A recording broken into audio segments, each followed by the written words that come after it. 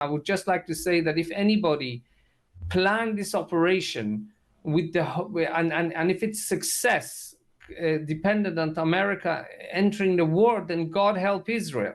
This has been another fairly exciting week in the Middle East, and therefore, by extension, for all of us. The Israeli raids on Iran's nuclear sites provoked the release of 100 missiles from Iran back in the other direction, some of them getting through that famous Iron Dome.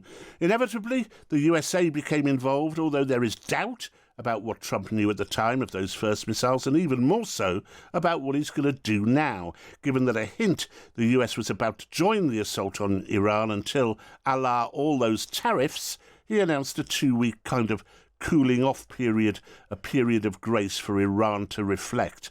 Iran's foreign minister met with some of his European counterparts for talks in Geneva, and afterwards Foreign Secretary David Lammy said the UK and European governments were, quotes, keen to, quotes, continue ongoing discussions. We urge the Iranians to get back into discussions with the United States. We will do all we can to facilitate those discussions, but to understand the immediacy of this moment, the seriousness of the intent, I think, of the United States, its partners and global allies at this time, and our determination to see a diplomatic off-ramp and de-escalation to this problem. That's our Foreign Secretary David Lammy. However, President Trump said Iran doesn't want to speak to Europe, Iran wants to speak to us, rather dismissively. And Iran's foreign minister said they will only consider diplomacy, quotes, once the aggression is stopped, end quotes. Meanwhile, Israel and Iran have continued to trade strikes overnight. What happens next? Is the world a safer or more dangerous place as a consequence of those Israeli raids? Will diplomacy bring the crisis to a perhaps temporary end? I'm delighted to say that I have 3 experts par excellence to navigate through all the questions to which we need answers. We have Lord Howell, Foreign Office Minister under David Cameron and Chair of the House of Lords International Relations and Defence Committee. There's the veteran, brilliant former BBC correspondent Humphrey Hawksley, whose books have presaged exactly the scenarios we are seeing today. And Meir Javandanfar, an Iranian-born Israeli Middle East commentator and academic. Now, the first thing I think many people want to know is, and I'll put this to Meir first, what evidence do we have, Meir, that that Iran is pursuing nuclear weapons rather than a peaceful domestic nuclear power agenda? Well, I think there are a number of factors that the Mossad has taken into consideration.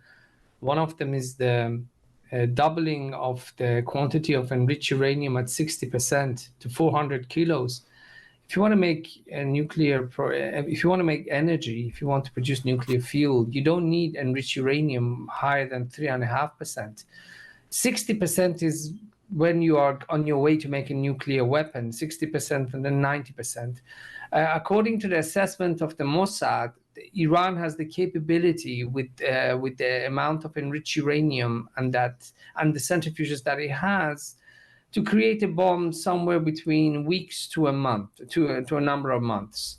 The CIA differs. The CIA believes that yes, Iran has the capability, but it could take from a number of months to a year. And Iran has not made that decision.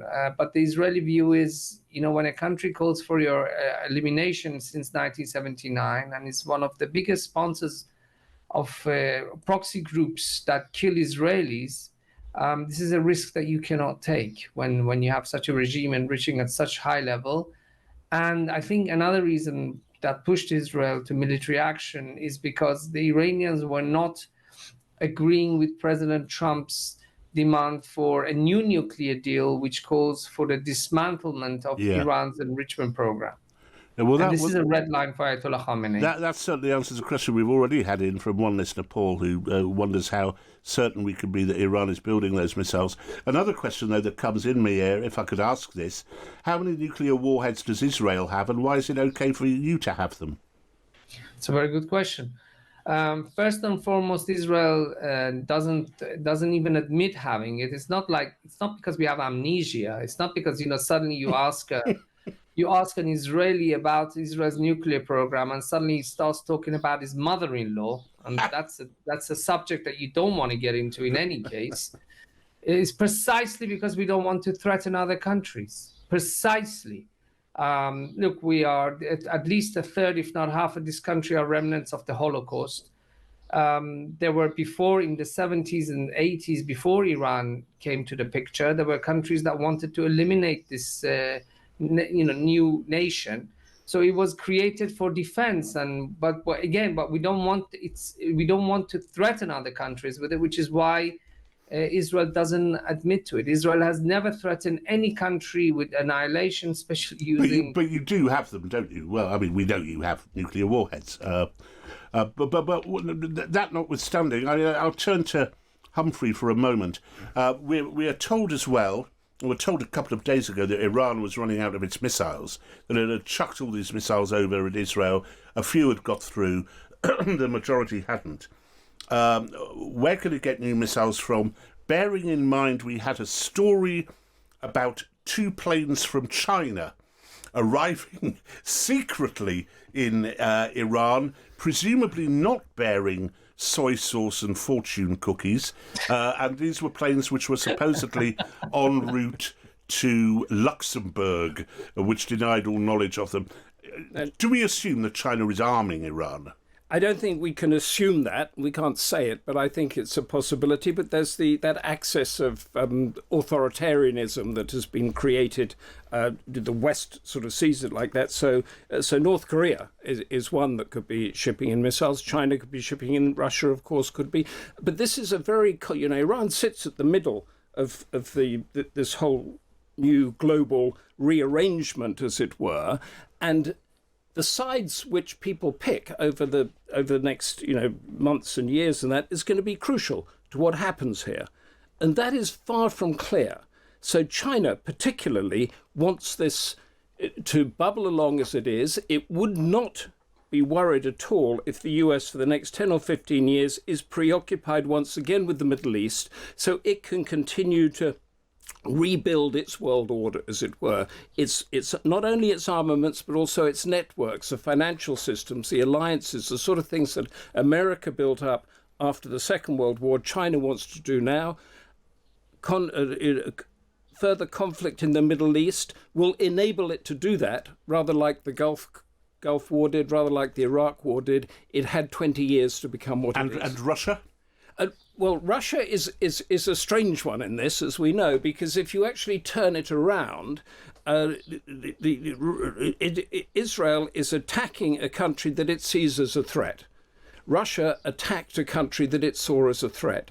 So what is happening with this is that these issues of what is the moral explanation for what we're doing, what is the legal explanation for what we're doing, and what are the consequences of what we do. These are all the things that must go into the mix, because the rule of law as such has gone out of the window. Yeah, there is no rule of law, is there? And the national interest in many people's minds is also going out of the window, because is it in the leader's national interest, Trump, Netanyahu, just think about this, or is it in the country's national interest? Well, I'm delighted to say that Lord Howell, a former Conservative Shadow Foreign spokesman, I believe, and many, many other things besides, has joined us as well.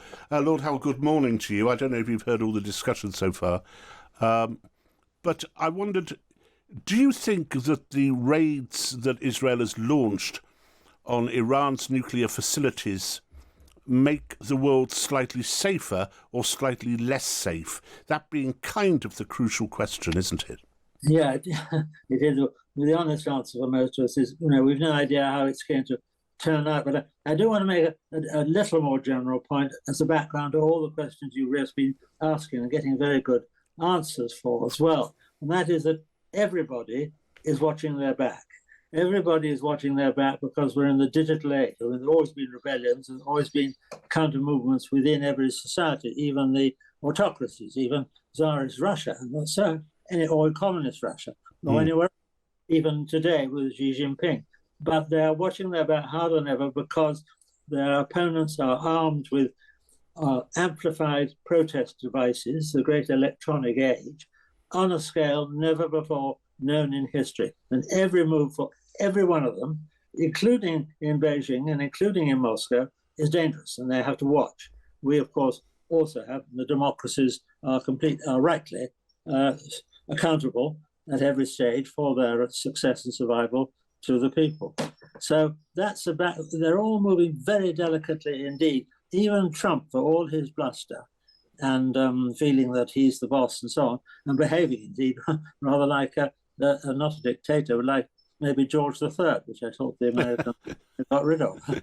But anyway, even he has got to watch his party, his back, and his mood and his opinion, but as never before, because everybody, or 9/10 of the world, are armed with the promotion devices through their mobiles and their iPads and their desktops and all the rest, with the capacity to amplify opinion and inflame opinion as never before. So that's the background. That's why everything is very, very delicate. Why Trump says, wait 2 weeks and then I'll decide at the last moment. While Iran, obviously they're feeling very nervous, the Ayatollahs, and they're going to move very cautiously as they watch the roads out of Tehran be jammed as people flee in fear and lack of confidence. And of course, Netanyahu, for all his sort of dogged determination, we've got the right to survive and so on, he knows that he's out of power, he's probably in prison. And do you think we are, for the moment, better off out of this? Well, we are out of it in the sense that one nowadays in a network world, and it is a network, and a growing and living network all the time. In the time we can be out of anything, we're to the aside, and we may think we can stand back. Of course, I mean, the other side of the coin I'm giving you, that dictators have to move carefully, is that they are now armed. Putin has got what Goering and Hitler had in 1945, with the famous V2 that came out of the sky, hypersonic, in 3 seconds warning, and did frightful damage when they landed, reasonably, not very accurately.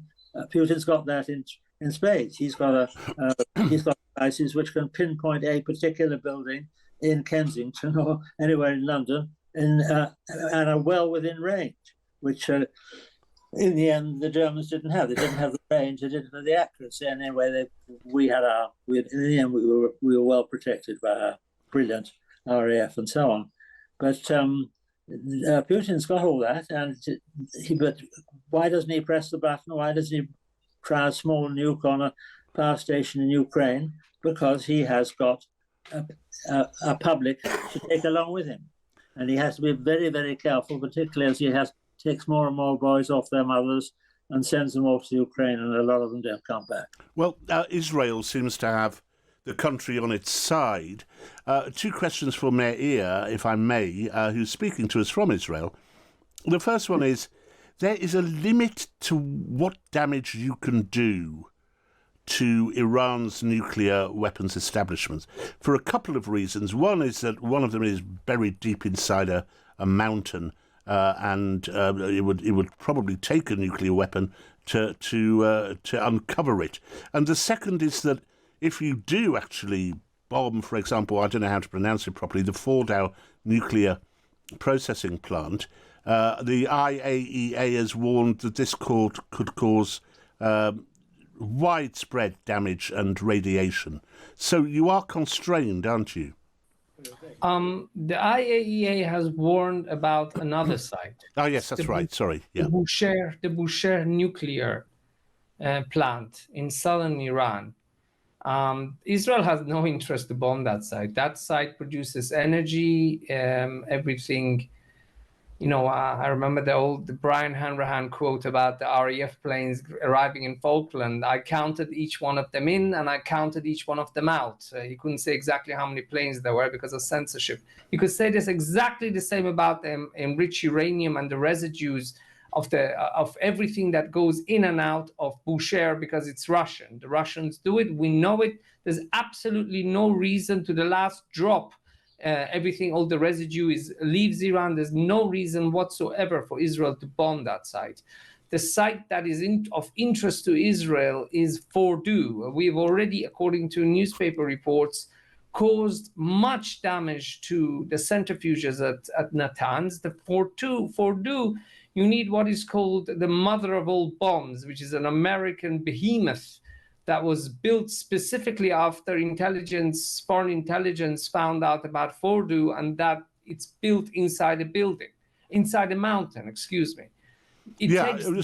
So do you need Donald Trump to bomb that site? Do you need the US?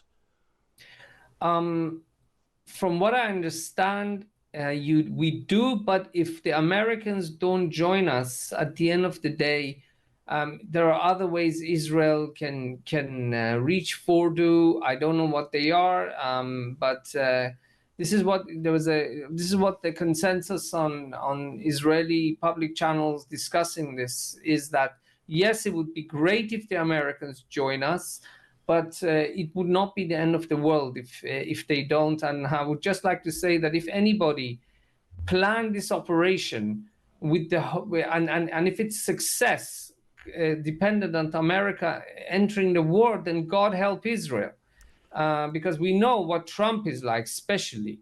So at the end of the day, I think it would not be it would be fantastic for Israel if Trump joins, but if he doesn't join, things would be more difficult, but it would not be the end. Thanks, Mayor. And a few points, firstly to Humphrey and then to Lord Howell. Firstly, you kind of did deal with it. The legality doesn't matter. At the moment, no. It does matter, yes, but nobody's taking any notice of it at the moment. And I can't see when they will. I mean, what would be the mechanism by which they would take notice of it? You would have to almost have another recreation of the United Nations. Yes, exactly. Well, there are quite a few people writing in saying, is this legal? You know, and what gives the US the right to dictate Iran's domestic policy? Well, power and strength, I suppose, would be the answer, Amanda. But also there is the question as to whether we are an unreliable ally. I'd like to ask first Lord Howell that Israel seems to consider us an unreliable ally. That may not be a bad place to be, pragmatically put.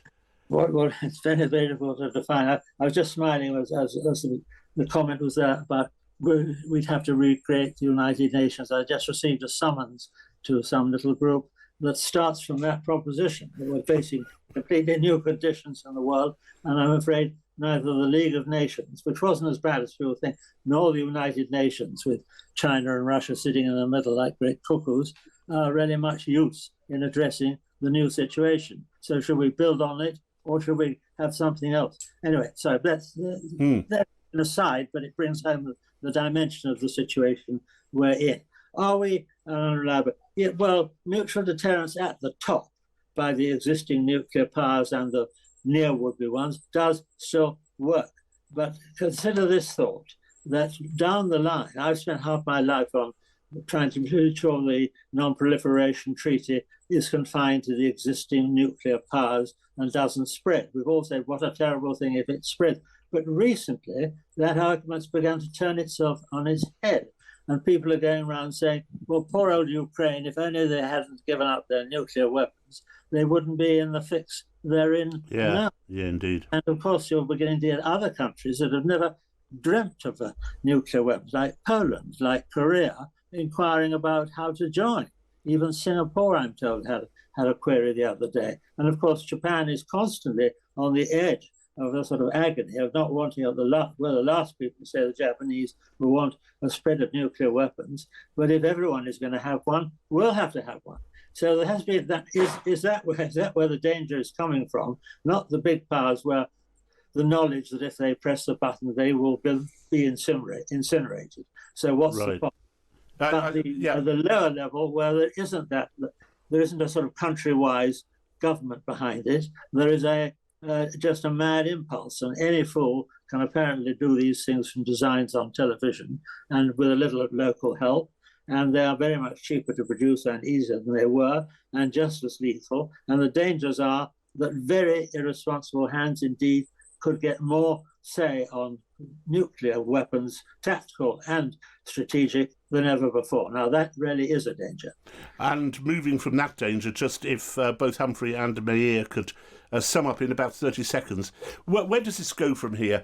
Does it get solved through diplomacy, or do we see more attacks on Iran? Humphrey? I think we need to start talking. There's been talk about regime change. Let's talk about regime reversioning. The military, the Ayatollahs, they've been weakened. There will be another strong man that comes up, possibly like Mohammed bin Salman that's emerged in Saudi Arabia. He will be a dictator, but he will be a modernizing dictator that will not be an enemy of the United States or Israel and can take the country forward. Brilliant. Meir, is that the best that you think you can look forward to? Well, I would love that, because if you look at the millions of Iranians who have become refugees after the revolution, one of the biggest reasons is because the Shah was overthrown and he was a dictator. Don't get me wrong, but Iranians lived under a much better system than today. But to bring another system, we would love to see another monarchy or more constitutional monarchy, but let's also not forget what happened to Syria, to Libya, to Iraq when we tried to do regime change. I think the best outcome for Israel is to use the military pressure to get Iran to sign a new nuclear deal with the Americans to disintegrate its enrichment program. Brilliant. I'm incredibly grateful to all three of you. That's Humphrey Hawksley, Meir Javandanfar and Lord Howell, for clearing up so many of the issues you wanted to raise today. Thank you ever so much.